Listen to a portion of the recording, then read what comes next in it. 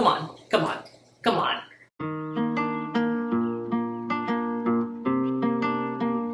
So I've been watching Shadow and Bone on Netflix, so I was gonna make a video about it, but I realized something while I was watching the show, that the Darkling is, upsetting? A little bit? A lot bit? But he's the villain though, right? And the villains are always supposed to be upsetting, psychotic, and always bad, right? But then I was really thinking about it, and Heike, the Darkling, his whole like motivation for everything he's doing, it makes sense. It actually makes sense. Like the Grisha and like as a people, they don't really get into this in the show a lot, but if you read the Shadow and Bone book, you would see that the Grisha are treated horribly, like almost as like really badly. Like before he got into power, being like the general and all that other stuff, they were like being rounded up and murdered, just like the Fjordans are doing like right now. So it makes sense that he's doing what he's doing. Is it great that he's murdering people left and right? No.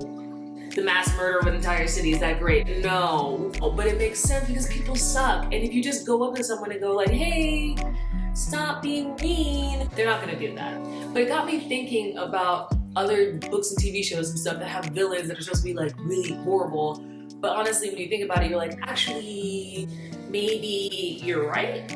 Ooh. So of course, number one, the Darkling. When you read the books, you understand even more that he's been alive for 500 years, so he's been alive for a really, really long time, to see Grisha be treated like absolute crap. If you haven't watched Shadow and Bone, Grisha are like the magical people that have the magic things. Being rounded up in murder, very holocausty, very not cute, very not great. So it makes sense that he's doing everything he can so that his people can just be treated like people. He just wants the Grisha to be left alone. Oh. So if you watched Teresa, it's like a Spanish telenovela. They've remade it a couple of times. They also remade it as like Teresa. I think there's a 90s one. There was like this other one, Ruby, which was literally the same storyline, but they changed the name. She's supposed to be an evil girl who's super poor and like is only about money, but like literally she just doesn't want to live in the barrio anymore. Whenever you watch the show, she lives in like the most squalor of squalor. Her mom is like a laundry woman who just washes clothes, and her mom's like, why don't you want to be a laundry woman? You don't want to wash people's underwear like me?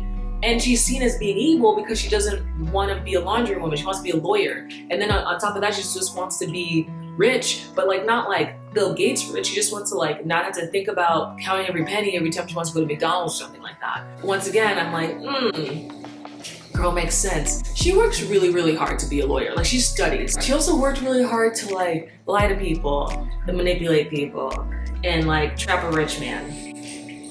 But work and effort was put in there to secure that bag, okay? Next, we have Sharpay from High School Musical. Here's the thing. Everyone, their mom is always being like, oh, she was so mean to Troy and Gabriella, blah, blah, blah. But like, I completely understand it. Sharpay and like her brother, I forgot her brother's name, they worked really hard to be like the top of the school and musical group, to be the stars in every single musical. And then Troy and Gabriella just appeared from nowhere. They didn't even want to be in the musical. I honestly don't even remember why they tried out in the first place, but and literally for the entirety of the High School Musical like series, Troy's just like, I don't even really want to sing. I guess, kinda. And Gabriella's like, science! So like, why is Sharpay mean? Because she wants to actually sing. She actually wants this. And then High School Musical 2, she's looked at like she's like some man stealer because she was trying to steal Troy from Gabriella. But literally, once again, she was being super helpful. She was setting him up with dinners, to go meet the right people, to get connections he would need. And Gabriella's out there being all...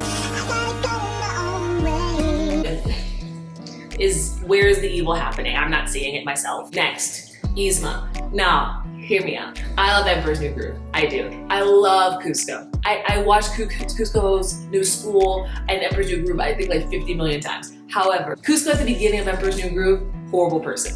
Doesn't care about anyone, doesn't care about his people, doesn't care about his subjects. He was a horrible ruler. Yzma, if Yzma had actually succeeded in turning him into a llama and killing him and her becoming the ruler, that would have made no changes for the people of the Aztec Maya land, wherever the thing was set. Because Cusco also sucked.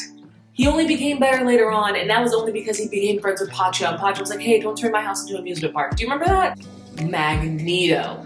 Now, hear me out. Once again, Magneto and Professor Charles, they had the exact same, like, motivations. They wanted mutants to be treated like people. They didn't want them to be treated horribly. Magneto was just more militant about it. And why was that? Because he lived through the literal Holocaust. I don't know if you know this, if you read the comic books, you would know that Magneto was a child during the Holocaust, and he was like actually in a concentration camp because he's Jewish. So he literally has like the actual like physical, he was there to understand how people can be so horrible to others.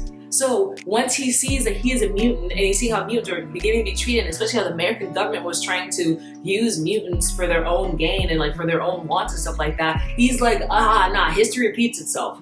Not again. Once again, was it good that he was murdering people? No. But what else was he supposed to do? He's not, honestly, once again, another villain who, is he really all that villainous? Okay, this is one that I feel like might ruffle some feathers. But in The Parent Trap, the real villains are the twins. Hear me out. Meredith Blake, right? If you don't remember her, she was the blonde lady who was gonna marry the American twins' dad, and then they like put her on that one like inflatable bed, put her in the middle of the boat, whatever like that. People want to make her out to be some like evil gold digger, but she had her own job, her own career, full career, right? Number one. Number two, she never put a gun to her dad, to Dennis Quaid's character's head. No one forced him to be in that relationship. He decided to be with her. She's evil because she actually wanted to marry her boyfriend. Why is that evil? The girls were mad at her because they wanted their mom and their dad back together, but their mom and their dad got a divorce for a reason, whatever reason it was. I want you guys to remember the plot of this movie. A man and a woman got married on a magical boat, and then they had twins, and then immediately separated to two different continents, never to speak again. They literally didn't even let the other one like see pictures of the other child growing up or like meet for holidays or anything like that, and no one has any issues with this. What happened in their relationship that their divorce was so ugly that some judge actually signed off on being like, yeah, take the child, go to a different continent, never speak again? Honestly, when I think about it, the villains in that movie are actually the parents, because I think I'd be really, really upset if I just went to camp one day when I'm 13, I turn around and see literally myself being all, oh, jolly good son, or whatever, British accent. Like, that's not okay. Miranda Priestley from Devil Wears Prada. This woman does not deserve the ire that she gets. The real villain in that movie was this dude. He was the most annoying, unsupportive boyfriend that have ever existed in life ever. His girlfriend just started wearing nicer clothes and he's like, wow, you've changed. You're a horrible person now. What are you talking about? She started working at a fashion magazine and she started caring about fashion, and that makes her evil? Like, the world is just filled with hardworking women like her that try to do their best. At the end of the movie, she's honestly better off without this character, because obviously this one's a wishy-washy whatever anyway, so. Here's a big one. Killmonger from Black Panther.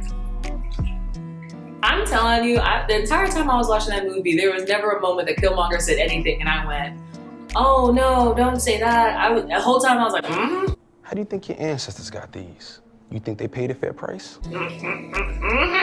Or did they take it like they took everything else? Is he really a villain? Last villain, Lorelai's parents from Gilmore Girls. I could write a book about Lorelai's parents. All right? Emily and Richard Gilmore do not deserve even one piece of rudeness that they get in the entire 8 seasons of Gilmore Girls. Are there 8, 7, 6, 12? I don't care. I don't remember. Here's the issue. Their daughter is the most self-righteous, undeserving, just ignorant, annoying. Lorelai is the worst. If you haven't seen Gilmore Girls, the basic thing that happened is that when she was 15, she got pregnant. And her parents were like, oh, you're a child who is pregnant. We want you to have a future and go to college and have a life of your own. So you're going to still live in our house as you already are, because you're our child. And we're going to pay to have you and the child taken care of. There's going to be a nanny or something. And you can still go to school because you wanted to go to Harvard. I need to understand that Lorelai Gilmore wanted to go to Harvard.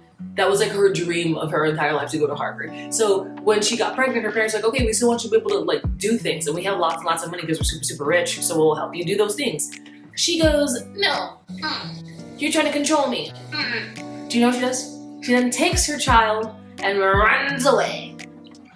An hour away from her parents to a completely different town. Her parents have no idea where she went. Her parents have no way to contact her for a really, really long time, and becomes a maid at a hotel. She begs this hotel to let her work there and lives in a shack in the back of the hotel for a couple years until she can save up to get her own house for her and her child.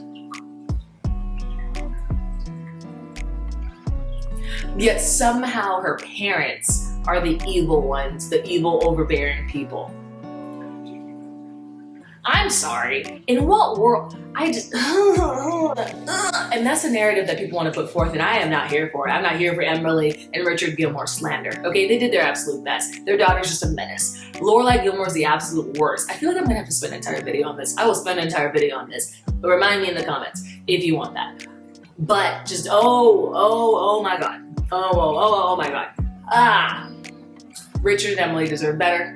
Killmonger deserves better. Miranda Priestley deserves better. The Darkly deserves. There's just so much care. There's just so many people that deserve better.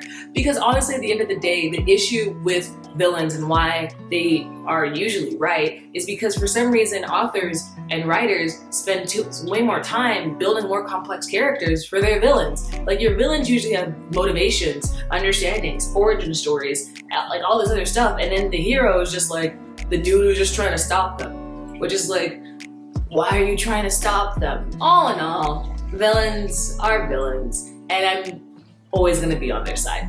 Except for, I'm trying to think of a villain I'm not stalling right now. I definitely have one in my head, a villain whose side I'm not on. Professor Eggman from Sonic. This guy. Yeah, screw this guy. How dare you go for those rings?